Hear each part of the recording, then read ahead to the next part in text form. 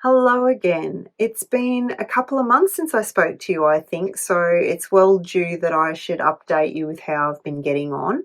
Um, just before I start, to give you an update about my symptoms and how my treatment's going, I do want to reiterate the fact that this is my personal journey, so I don't want any of you to take this as a recommendation for the sort of treatment that you might need. That's something that you're going to have to discuss with your own doctors in detail depending on your own circumstances.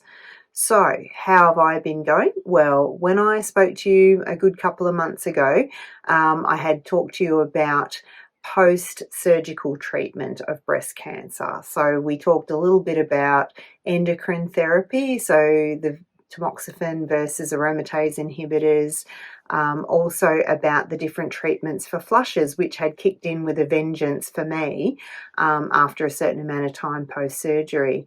So at the time, I had discussed with you the different types of non-hormonal treatments, I believe, and I had decided that I was going to start with antidepressants. Now, a variety of antidepressants are very, very effective for reduction in hot flushes for some people. So there's a variety of different types. They have different side effect profiles.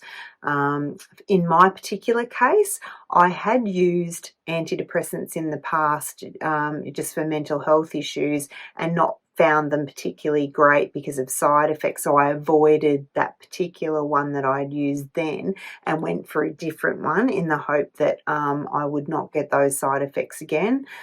Unfortunately, what I found was that after maybe a month or so on these antidepressants, that in fact didn't actually reduce my hot flushes at all, and I did get debilitating side effects. For me, it was that I was very, very groggy the next morning, and also, and this is probably oversharing, but actually, it really killed my orgasms. And this is not uncommon, like sexual dysfunction type side effects can happen with some of the SSRI and SNRI antibiotics.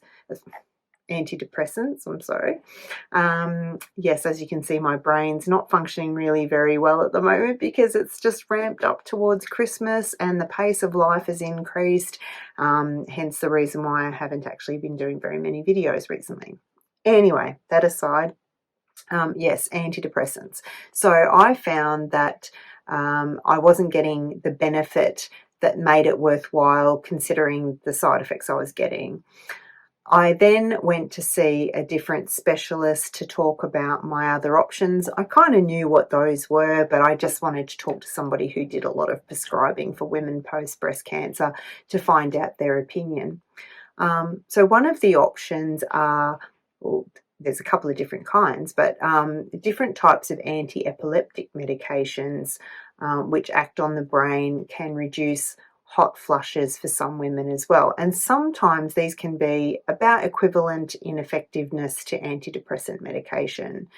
So I had a chat to this particular specialist about the use of something called gabapentin.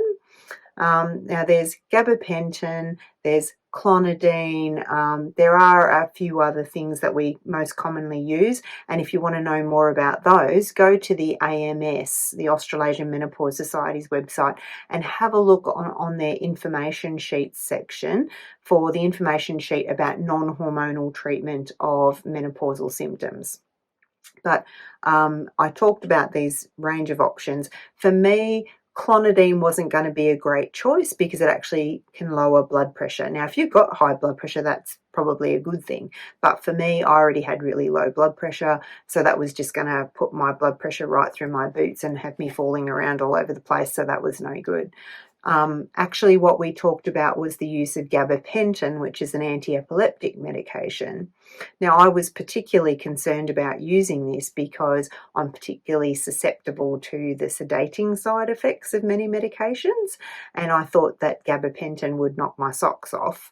But we talked it through and I decided to give it a go. So what I did was implement the gabapentin 100 milligrams at a time in the evenings at about sort of 8:30 p.m. did 100 milligrams for 4 or 5 days, then increased it to 200, then increased it to 300, gradually working up towards a final dose of 600 where I am now. And I must say, I have found that it's actually being quite effective for me at the moment. So, yeah, I mean, have a look at that AMS web sheet, as I said, about the different types of non-hormonal treatments and decide what might work best for you. But for me at the moment, I'm steady state at the moment on the 600 milligrams per evening of the gabapentin, and I will sit with that over the Christmas break. I'm reviewing with the specialist in January, and so as far as hot flush management goes, I'm kind of happy where I am, considering that the weather's getting warmer, although here in Canberra you wouldn't know it. Anyway, I will update you further when I've seen the specialist again in January about my own personal treatment, but for now, that's what we're sitting with.